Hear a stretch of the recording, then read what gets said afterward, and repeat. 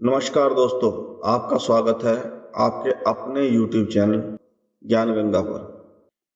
आज हम जो कहानी प्रस्तुत करने जा रहे हैं वह एक चिड़िया की महाशिवरात्रि की कहानी है। इस कहानी का जिक्र शिव महापुराण में भी मिलता है, इसलिए यह कहानी बहुत ही पावन और पवित्र है। जो मनुष्य इस कहानी को बड़े ध्यान से और भक्ति भाव से सुनता है, उसके जीवन के सभी पाप नष्ट हो जाते हैं, सभी दुखों का नाश हो जाता है, उस पर महादेव की असीम कृपा होती है। फागुन के महीने में शिवरात्रि आती है और आज हम महाशिवरात्रि की पावन और पवित्र कहानी प्रस्तुत करने जा रहे हैं। बहुत पहले की बात है, एक राज्य में एक गांव था। यह एक छोटा सा गांव था जिसके चारों तरफ हरियाली थी। उस गांव में एक सेठ और एक सेठानी रहते थे। सेठ जी का गांव के पास के ही शहर में बड़ा व्यापार था। सेठ जी के घर में अन्न धन के भंडार सदैव भरे रहते थे। उनके जीवन में किसी भी प्रकार की कोई कमी नहीं थी। वह सेठ सेठानी काफ़ी पैसे वाले थे, लेकिन वह किसी भी प्रकार का पूजा पाठ नहीं करते थे। वह हर तरह से भगवान की भक्ति से दूर थे। सेठ लोभी प्रवृत्ति का था। उसको बस पैसा और सिर्फ पैसा जोड़ने की लगी रहती थी। जो सेठानी थी वह थोड़ी ठीक तो थी, लेकिन वह भी पूजा पाठ नहीं करती थी। उनके घर के पास ही एक पेड़ पर एक चिड़िया रहती थी, जहां उसका घोंसला था और उसमें उसके छोटे छोटे बच्चे थे। वह रोज गांव के घरों में जाती और दाना चुगकर अपने बच्चों के लिए लेकर आती। जब वह गांव के घरों में दाना चुगने जाती तो वह उस सेठ सेठानी के घर को देखती और सोचती, गांव में यह सबसे बड़ा घर है, लेकिन उसे कभी भी उस घर में एक भी दाना नहीं मिलता। वह रोज उस घर की तरफ आती और यही सोचती कि आखिर इस घर में क्या है जो उसे इस घर में कभी भी एक भी दाना नहीं मिलता। एक दिन वह सेठ सेठानी के घर के छज्जे पर जाकर बैठ गई तो सेठ सेठानी आपस में बातें कर रहे थे। सेठ जी कह रहे थे कि हम क्या करें, हमारे कोई संतान नहीं है। हमारे मर जाने के बाद इस अपार धन संपदा को कौन संभालेगा। हम इतना रुपया पैसा जोड़ रहे हैं, लेकिन इसे भोगने वाला कोई भी नहीं है। यह सुनकर सेठानी रोने लगी, क्योंकि संतान की चाहत तो हर व्यक्ति को होती है। जब वह सेठानी रोने लगी तो चिड़िया उनको देख रही थी। अब वह रोजाना उस घर में जाती, उसके छज्जे पर बैठती और सेठ सेठानी की बातों को सुनती। उसे धीरे धीरे सेठानी से लगाव होने लगा, क्योंकि वह अपने बच्चों के लिए बहुत तड़पती थी। वह सोचती थी कि मेरे भी संतान हो जाए तो मैं भी पूर्ण स्त्री हो जाऊं। गांव के लोगों की स्त्रियां उन्हें ताने मारती थी, कोई उसे बांझ कहती थी, कोई कुछ कहती थी। सेठ सेठानी में एक ही कमी थी, वे दान पुण्य या पूजा पाठ नहीं करते थे। वे व्यवहार कुशल तो थे, किसी से गलत नहीं बोलते थे, लेकिन भगवत भक्ति में उनका बिल्कुल मन नहीं था। अब चिड़िया को रोज रोज उधर बैठकर सेठानी से हमदर्दी होने लगी। चिड़िया के अपने छोटे छोटे बच्चे हैं। एक औरत का दुख, एक माँ का दुख तो एक माँ ही समझ सकती है। बिना बच्चों के जीवन निरर्थक है। यह समाज बिना बच्चों वाली माँ को तो जीने नहीं देता है। अब वह चिड़िया सेठ सेठानी से बोल तो सकती नहीं थी। अब उसने सोचा कि उसे कोई ऐसी चीज करनी चाहिए जिससे कि सेठानी को औलाद हो जाए, उसको संतान की प्राप्ति हो जाए। तभी फागुन का महीना शुरू हुआ। फागुन का महीना लगा और कृष्ण पक्ष की चतुर्दशी को शिवरात्रि का महापर्व आने वाला था। तब चिड़िया ने निश्चय किया कि वह इस सेठ सेठानी के लिए संतान प्राप्ति की कोशिश जरूर करेगी। उस चिड़िया ने अपने बच्चों को भरपेट खाना खिलाया और उनसे बोली कि बच्चों, अब तुम इतने बड़े हो गए हो कि अपना ख्याल रख सकते हो। मैं कुछ दिनों के लिए कहीं जा रही हूँ, इसलिए अपना ठीक से ध्यान रखना। अब चिड़िया ने वहाँ से उड़ान भरी।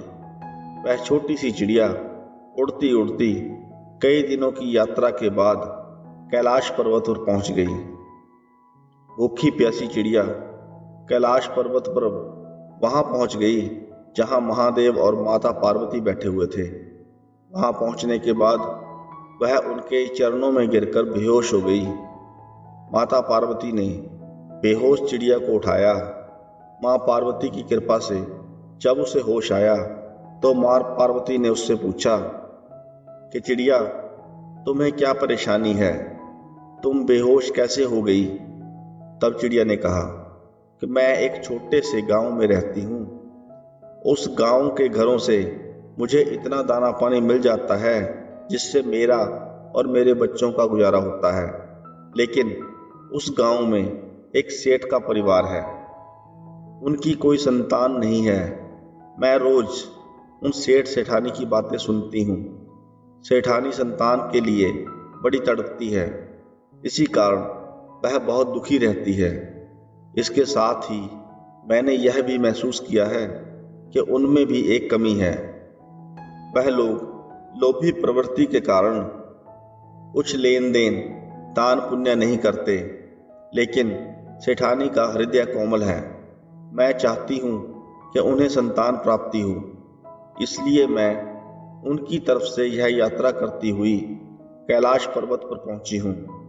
अब माता पार्वती उस छोटी सी चिड़िया के हौसले को देखकर दंग रह गई कि एक छोटी सी चिड़िया ने इंसानियत के नाते कितना बड़ा कदम उठाया है। तब माता पार्वती शिव महाराज से कहने लगी, महाराज, कृपया आप यह बताएं कि उस सेठ सेठानी के भाग्य में औलाद है या नहीं है। तब महादेव जी बोले कि पार्वती, सेठ के भाग्य में औलाद का सुख नहीं है। एक तो उसको संतान का योग नहीं है, दूसरा वह लोग भगवत भक्ति से दूर रहते हैं। ना ही वह लोग दान पुण्य करते हैं और ना ही संतों की सेवा करते हैं, ना ही कोई व्रत त्योहार करते हैं, इसलिए उनके यहाँ संतान नहीं है। माता पार्वती कहने लगी कि जो यह छोटी सी चिड़िया उनके लिए इतनी दूर से यात्रा करके आई है, मैं इसे यहाँ से खाली हाथ नहीं जाने दूंगी। लेकिन महादेव कहने लगे कि पार्वती, यह संसार दुखों का सागर है। इसमें कोई किसी चीज से दुखी है तो कोई किसी चीज से। कोई संतान की तरफ से दुखी है तो कोई संतान के लिए दुखी है। कोई धन के लिए दुखी है तो कोई शरीर के लिए दुखी है। इस संसार में हर किसी को कोई ना कोई दुख परेशानी है। तुम किस किस का दुख दूर करोगी? जब चिड़िया ने यह बातें सुनी तो वह माता पार्वती के चरणों में अपना सिर पटकने लगी, क्योंकि वह चिड़िया जानती थी कि अगर पिता से कोई चीज लेनी हो तो माता को खुश करना चाहिए। माता पिता से कहकर वह चीज दिलवा ही देती है, क्योंकि वह माँ थी, इसलिए वह भी जानती थी। इसलिए उसने माता पार्वती के चरणों में बार बार प्रार्थना करनी शुरू कर दी। माता पार्वती ने चिड़िया को उठाया और चिड़िया से पूछा, तू क्या चाहती है? चिड़िया कहने लगी कि मैं अपने मन में दृढ़ निश्चय करके आई हूँ कि मैं उनके भाग्य की रेखाओं को बदल दूंगी। इसलिए मैं आपसे यह वरदान मांगती हूँ कि उनको संतान प्राप्ति हो, उन सेठ सेठानी को संतान का सुख मिले। तब महादेव और माता पार्वती कहने लगे कि नन्ही चिड़िया, भगवत भक्ति में इतनी शक्ति है जो कि भाग्य की रेखाओं को बदल सकती है। तुम्हारी भगवत भक्ति देखकर हम बहुत प्रसन्न हुए हैं, इसलिए हम तुम्हें वरदान देते हैं कि सेठानी को 9 माह के बाद एक सुंदर पुत्र की प्राप्ति होगी। उसके नसीब में पुत्र नहीं है, लेकिन तुम्हारी भगवत भक्ति के कारण उनको यह वरदान मिल रहा है। लेकिन पुत्र प्राप्त होने के बाद उसे भगवत भक्ति का ज्ञान कराना होगा। उन्हें पूजा पाठ आदि कर्म करने होंगे, नहीं तो उनके पुत्र के जीवन में नई नई अड़चनें आती रहेंगी। महादेव की बातें सुनकर चिड़िया बहुत खुश हुई। उसने उन दोनों का आशीर्वाद लिया और वह कैलाश से वापस चल पड़ी। वहां से आकर चिड़िया उन सेठ सेठानी के घर के छज्जे पर बैठी तो सेठ सेठानी आपस में बातें कर रहे थे। कुछ दिनों के बाद सेठानी को गर्भ ठहर गया। चिड़िया जानकर बहुत खुश हुई।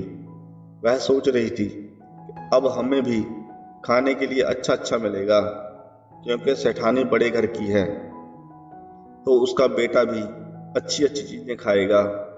जब वह अच्छी अच्छी चीजें खाएगा तो वह जूठन भी फैलाएगा जो हमें भी मिलेगी। चिड़िया बहुत खुश थी। अब समय आने पर सेठानी ने एक सुंदर पुत्र को जन्म दिया। चारों तरफ बहुत खुशियां मनाई गई। सेठानी अपने बच्चे की बहुत अच्छे से परवरिश करती। नौकर चाकर हर समय उसकी देखरेख में लगे रहते थे। चिड़िया यह सब देखकर बहुत खुश होती। धीरे धीरे समय बीत रहा था और समय के साथ साथ लड़का बड़ा हो रहा था। सेठ सेठानी उसका अच्छे से पालन पोषण करते। वह उसे हर रोज अच्छी अच्छी मिठाइयाँ खिलाते, अच्छे अच्छे फल खिलाते। जो बच्चे से इधर उधर गिर जाता उसे वह चिड़िया अपने मुंह में भरकर अपने लिए और अपने बच्चों के लिए ले जाती। धीरे धीरे समय बीत रहा था, लेकिन चिड़िया को लग रहा था कि सेठ सेठानी बच्चे को पाकर बहुत खुश हैं, लेकिन वह ना तो कोई पूजा पाठ करते हैं और ना ही कोई धर्म कर्म करते हैं। इसलिए इनके लिए मुझे कोई ना कोई उपाय तो करना पड़ेगा। ऐसे करते करते 5 महाशिवरात्रि निकल गई। उनका बेटा 5 साल का हो गया, लेकिन ना तो उन्होंने कोई महाशिवरात्रि का व्रत पूजन किया और ना ही उन्होंने भगवत भक्ति में अपना मन लगाया। अब वह चिड़िया बहुत परेशान रहने लगी, क्योंकि वह चिड़िया भी उस लड़के को बहुत प्यार करने लगी थी, क्योंकि उस बच्चे के लिए बहुत लंबी उड़ान भरी थी। इसलिए चिड़िया ने एक उपाय सोचा कि इनको भगवत भक्ति का भान कराना जरूरी है। अब चिड़िया ने फिर से कैलाश पर्वत के लिए उड़ान भरी। कई दिनों की यात्रा करने के बाद चिड़िया कैलाश पर्वत पर पहुंच गई। उस चिड़िया को देखकर माता पार्वती ने कहा कि चिड़िया, अब क्या परेशानी है? अब तो सेठ सेठानी को संतान सुख मिल गया है।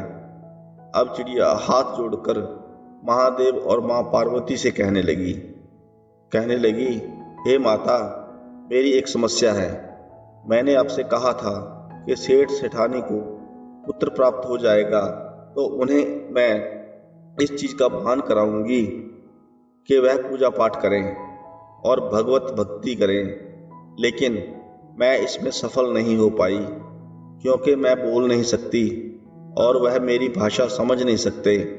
हे माता, इसके लिए आपको मेरी सहायता करनी होगी। तब माता पार्वती महादेव से कहने लगी कि चिड़िया की बात तो ठीक है, लेकिन उन्हें इस बात का भान कौन कराएगा? तब चिड़िया कहने लगी कि माता, आप और प्रभु दोनों जाकर उन्हें इस बात का ध्यान कराएं कि वह अपने जीवन में कितनी बड़ी गलती कर रहे हैं। तब चिड़िया की बात मानकर माता पार्वती और भगवान शंकर ने एक साधु और सन्यासिन का भेष बनाया। साधु और सन्यासिन का भेष बनाकर वह दोनों उन सेठ सेठानी के घर पहुंच गए और वहां जाकर उन्होंने भोजन खाने की इच्छा प्रकट की। सेठ ने 1-2 बार मुंह चिढ़ाया, लेकिन सेठानी का पता नहीं कैसे हृदय परिवर्तन हो गया। उसने उन्हें बड़े आदर सत्कार के साथ अंदर बिठाया और भोजन कराने लगी। छोटा सा बच्चा पैरों में घुंघरू बांधे हुए छम छम करता हुआ घूम रहा था। वह महादेव और माता पार्वती को भोजन खिलाने लगा, जिससे भगवान शिव और माता पार्वती बहुत खुश हुए, क्योंकि वह तो प्रभु का प्रसाद था, इसलिए उस बच्चे में तो संस्कार थे। वह उनकी इतनी देखभाल कर रहा था, सेवा कर रहा था। कभी पानी लाकर रखता, तो कभी रोटी लाकर रखता, तो कभी गुड़ लाता, जिससे समझो कि भोले बाबा को भोग लग गया। अब भगवान शिव और माता पार्वती चलने लगे तो सेठ सेठानी कहने लगे कि हमसे कोई गलती हो गई हो तो हमें क्षमा कर देना। महादेव और माँ पार्वती कहने लगे कि गलती तो तुम बहुत बड़ी कर रहे हो, जिसका परिणाम तुम्हारे पुत्र को भुगतना पड़ सकता है। यह बात सुनकर सेठ सेठानी दोनों घबरा गए, क्योंकि इतने समय के बाद तो उन्हें पुत्र प्राप्त हुआ था। वह अपने पुत्र के जीवन पर कोई भी संकट नहीं देखना चाहते थे, इसलिए वह हाथ जोड़कर प्रार्थना करने लगे और कहने लगे कि हे साधु बाबा और हे माता, हमें आप बताइए कि हम क्या करें। तब साधु बने हुए महादेव कहने लगे, तुम क्या समझते हो कि तुम्हारे नसीब में पुत्र था? यह तो एक चिड़िया की सच्ची भक्ति का ही प्रसाद है जो तुम्हें पुत्र के रूप में मिला है।